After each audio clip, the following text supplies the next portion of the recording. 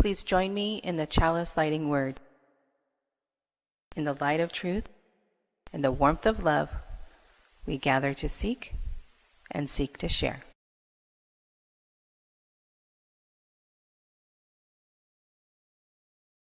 Good morning. I'm Chris Rader, and I'm honored to lead today's virtual service at Cascade UU Fellowship. Lynn Madsen will be joining us from his beautiful yard in just a bit, and Reverend Laura Shenham is handling the technology to put this all together and online. So thanks, Lynn and Laura.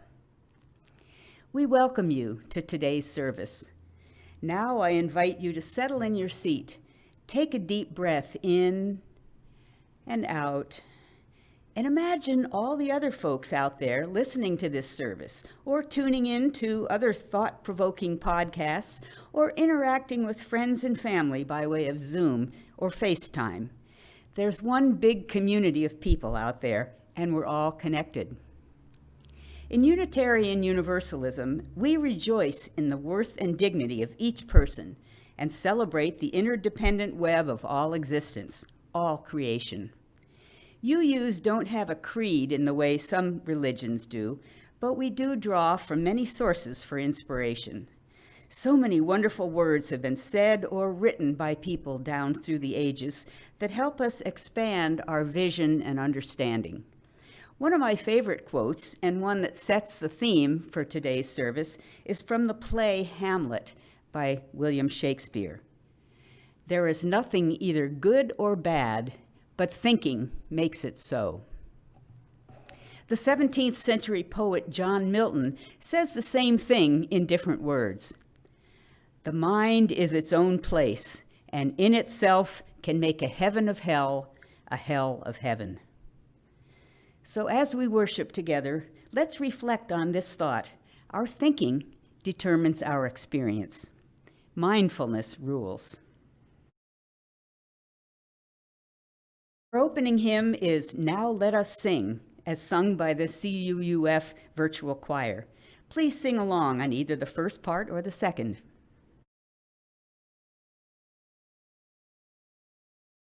Now let us sing to the power of the faith within. Now let us sing to the power of the faith within. Lift up your voice, be not afraid. Now let us sing to the power of the faith within. Now let us sing to the power of the faith within. Now let us sing to the power of the faith within. Lift up your voice, be not afraid.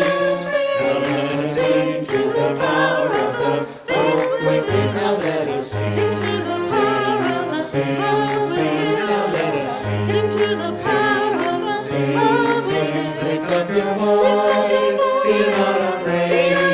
Now let us sing to the power of the love within. Now let us sing to the power of the joy within. Now let us sing to the power of the joy within. Lift up your voice, be not afraid. Now let us sing to the power of the joy within. Okay. Good morning. We're talking again today, as we have so many times in the past few months, about how do we deal with difficult circumstances and difficult emotions. And Chris is going to talk about that in her sermon a little later. I'm going to talk about a notion that I've mentioned before but haven't talked about in any depth: radical acceptance. Radical acceptance is another one of those very ancient ideas that has gotten currency in modern psychology. It's a Buddhist notion, I think, originally, or at least they were the first ones who wrote about it. And it's based on some principles of Buddhist philosophy. Number one, pain is inevitable. Suffering is optional. We can't avoid painful or difficult circumstances. Those things are out of our control often. But by spending time focusing on the pain, by spending time struggling with the unfairness of it all, we stay in bitterness or unhappiness, and that is increasing our suffering. In their notion, suffering is pain times resistance, when we pretend we are not in pain, when we deny the circumstances, we only cause ourselves to stay in a bad place longer. So radical acceptance is not just the notion that, oh, I understand this is happening. It is completely, cognitively, emotionally, spiritually, physically accepting the reality of what's in front of us. So, with the pandemic, there is a pandemic. We might get sick, maybe we are sick. People that we know will get ill, some people will die. We might not like the way the government's coping with it or trying to lead us in this time. Okay. Those are the realities. Focusing on our unhappiness about the way the government is behaving, or the fact that some people don't wear their masks, or the fact that we're supposed to wear a mask, doesn't help us. It doesn't help us in the here and now. It leaves us in suffering and unhappiness over things that we really have no control over. This also comes up a lot in relationships. You're in a relationship and you wish that your spouse or your child or your parent or your friend were different than they are. You're not getting what you need from them. Well, it may be that they are unwilling or unable to provide that. I mean, if you talk to them about it, that's helping the change process, and nothing happens, then you may be in a position where you have to practice radical acceptance. You may have to think about, what kind of relationship can I actually have with this person, rather than what am I not getting? Why is this relationship failing me? Now, radical acceptance does not mean that you like what's going on. It doesn't mean that you can't work to change it. It does mean that you look at it clearly, directly, that you see it for what it is, and you evaluate, can I do something about this or can I not?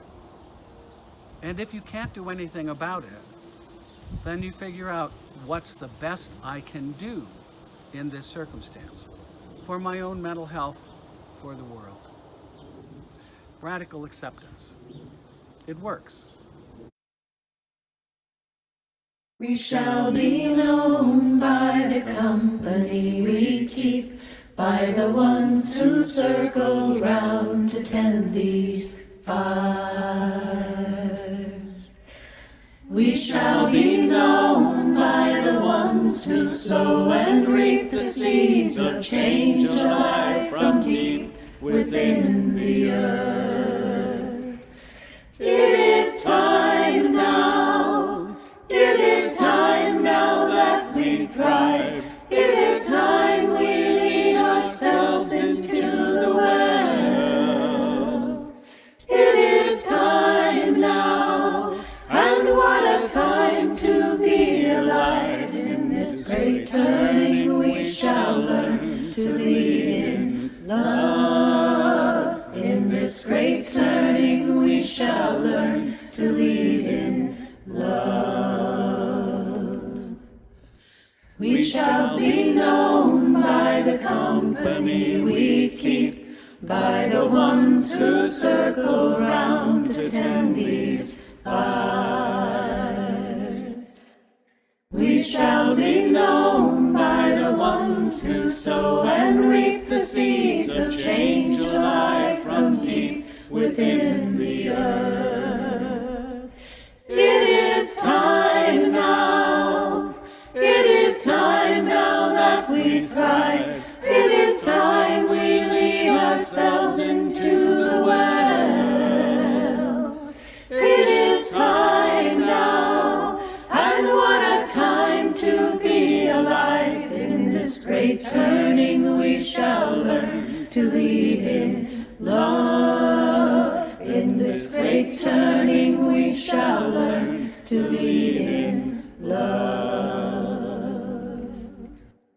We shall be known by the company we keep, by the ones who circle round to tend these fires. We shall be known by the ones who sow and reap the seeds of change alive from deep within the earth. It is time now. It is time now that we thrive. It is time we lead ourselves into the well. It is time now, and what a time to be alive. In this great turning we shall learn to lead in love. In this great turning we shall learn to lead in love. In this great turning we shall learn to lead in love. In this great turning we shall learn to lead in love.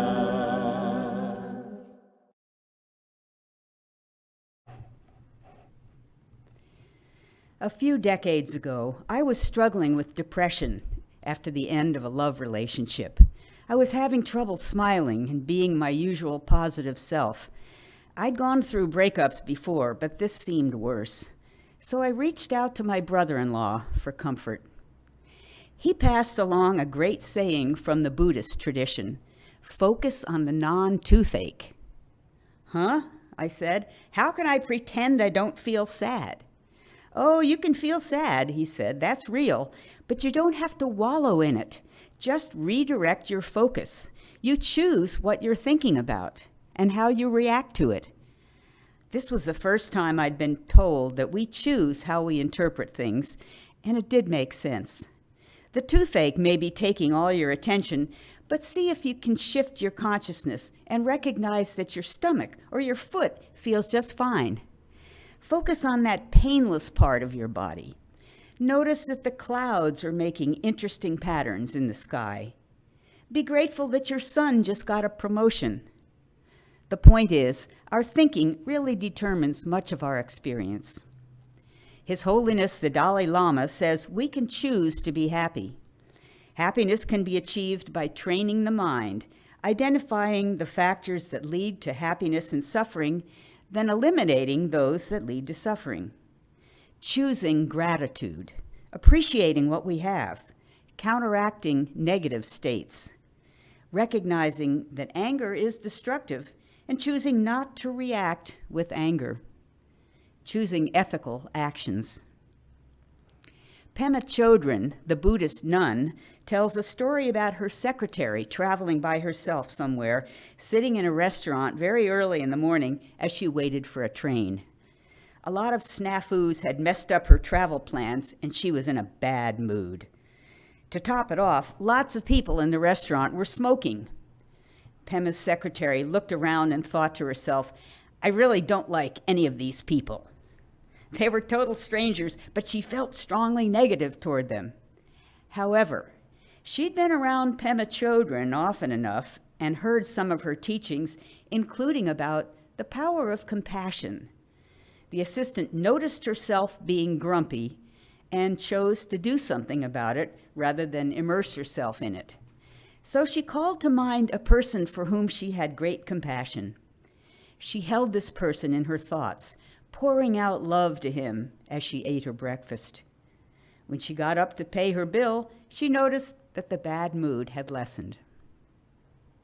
Looking for the good is a matter of choice. All of us have felt some measure of depression, and maybe we feel it now as we contemplate the state of the world today with the coronavirus, outbreaks of racism and violence, the climate crisis, political shenanigans. There's plenty to be unhappy about. But do we want to be unhappy? Can we shift away from thoughts of unhappiness and fear? I believe the answer is yes. We can consciously focus on finding good things about another person or a situation that we're in.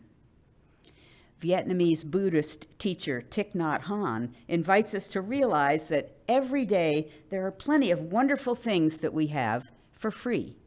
The air we breathe, the sunshine or rain, beautiful colors all around us, our neighborhood, the flowers and shrubs in people's yards, our five senses. Even if one of or more of our senses is impaired, we can be grateful for the others. Thich Nhat Hanh faces up to this issue of fear about the current world situation. Someone asked him, "Aren't you worried about the state of the world?" He allowed himself to breathe and then said, "What is most important is not to allow your anxiety about what happens in the world to fill your heart. If your heart is filled with anxiety, you will get sick and you'll not be able to help." As far as worrying about the world situation is concerned, the Dalai Lama tells us, if there is something you can do to bring change, to make improvements, then do it. If there's nothing you can do to change things, don't spend your time worrying about them. Focus on something else. It's a challenge, but I think we can train ourselves, strengthen our brain's ability to pay attention to the positive. This might mean cutting down on your news consumption or Facebook if current events are getting you down. If you're one who notices and gets upset at little irritations, like when you're following someone who's driving too slow in the fast lane, try refocusing. Direct your attention to something positive, like the colors of the cars around you. Find something to be grateful for. Psychologists tell us we can actually train our brains to be better at concentrating on positive thoughts. Focus on the non-toothache. Of course, life does contain unavoidable difficulties, and we're bound to come up against them. Here's a Buddhist perspective on dealing with problems, a few paragraphs adapted from an article by Rick Hansen, PhD. Quote, "Try the attitude of accepting difficulty instead of getting aggravated by it. It's a lot more peaceful. How? In the moment, start by acknowledging any stress, weariness, frustration, anxiety, or pain. Open to the impact on your body and mind of whatever is difficult. Let the experience be whatever it is. Try to step back from it and observe it. Let it flow, flowing through you and flowing out the door. For sure, have self-compassion, the simple wish that a being not suffer applied to yourself. Say to yourself things like, 'Ouch, this hurts. I wish it didn't. May I not suffer.' Then step back. See if there is any resistance to things being difficult, and see if you can let it go. Keep softening around the inherent difficulties in living, dealing with them as best you can, but not struggling with them. Notice that when you stop resisting a difficulty, it starts feeling less difficult. Honor yourself for the hard things you're dealing with, and be aware of the things that are not difficult in your life, including the things that do support you." Unquote. Howard Cutler, author along with the Dalai Lama of the book The Art of Happiness at Work, tells a story about himself in his late teens. He took a job in an orange juice plant one summer to earn some money for college. He was assigned to a thrilling job, standing at the end of a conveyor line, picking up cartons of canned orange juice and loading them onto pallets, over and over again, all day. Working with him the first day was a sullen guy in his mid-20s with a constant scowl on his face. This guy basically didn't say a word all day, just griped at the tedium of the job. Howard had a terrible day and wondered if he'd last the week. But the next day, his partner on the job was an older man named Carl, who was just the opposite. He greeted Howard with a smile and asked him about himself, in between lugging cartons of juice. Carl truly liked people. He knew all the other workers by name and details of their personal histories, and kept Howard engrossed in conversation the whole day. Carl seemed to relish the physical movement of lifting the boxes. He'd pick them up with a rhythm and economy of motion that was like watching a professional athlete working out. And apparently, Carl had taken the time to find out all the places where the plant shipped orange juice. He would say things to Howard like, "Now don't drop that box, boy. That OJ is headed straight for Nebraska, where it's going to be sucked out of a baby bottle by a tow-headed little 1-year-old. Carl had chosen to make the best of a boring job, almost turning it into a calling. And this rubbed off on Howard, who had a better time than he had feared working that summer at the cannery. So back to choosing to be happy. I believe we can consciously choose positive thoughts, and that this can improve our experience, help lift us out of a funk, bring more happiness. It can be as simple as looking for beauty. When you start your day drinking coffee or whatever, have something pretty on the table next to you, a plant, a Japanese bowl, a picture postcard that you can look at and consciously appreciate. Just that exercise of looking for, recognizing, and affirming something beautiful, a bird in flight, a little kid laughing, helps lift our spirits in a small way. So is it always good to ignore sadness or anger or pain? No. Buddhism teaches that suffering is a part of life. Buddhism's major tenets are the Four Noble Truths. Life includes suffering. Suffering has causes. There's a path out of suffering, and following the Eightfold Path leads from suffering to joy or nirvana. Part of the process is recognizing the pain or unpleasantness, not denying or shrinking from it, but acknowledging it and working through it. The next step is to replace the negative thought by a positive one. It's as if you have two pictures in front of you and you choose to look at one and disregard the other.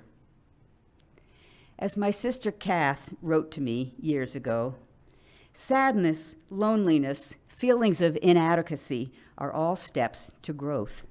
Feeling your emotions, letting it all happen, crying, letting go, and then grabbing yourself together and presenting your strong, beautiful, helpful, positive, graceful self to the world, time after time, in spite of it all, is the stuff of heroes. I appreciated that reminder and invite you to look for the goodness that surrounds us. May it be so. Spirit of life and love, we choose to see the best in each other and to find goodness in our lives. Please grant us the serenity to accept the things we cannot change, the courage to change the things we can, and the wisdom to know the difference. Our closing hymn is Life Calls Us On. Please sing along with our virtual choir.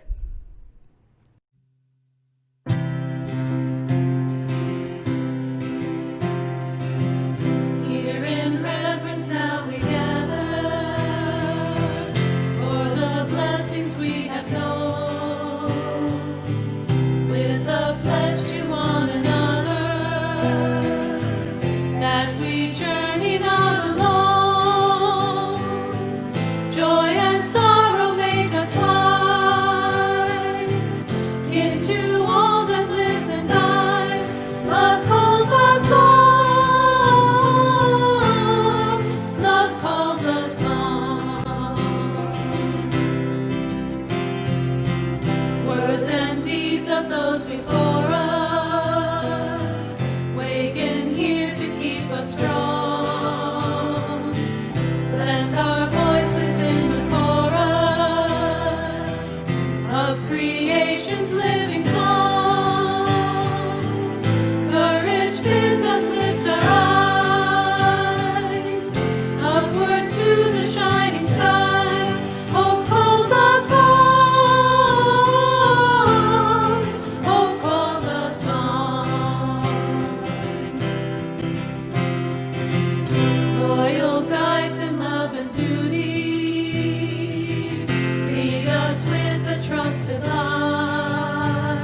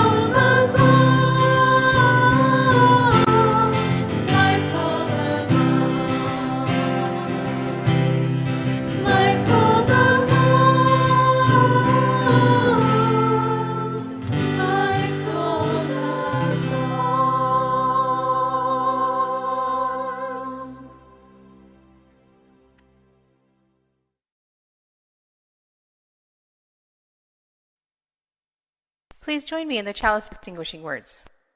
We extinguish this flame, but not the light of truth, the warmth of community, or the fire of commitment. These we carry in our hearts until we are together again. Please raise your hands in the spirit of connection for our closing song. Carry the flame of peace and love until we meet again. Carry the flame of peace and love until we meet again.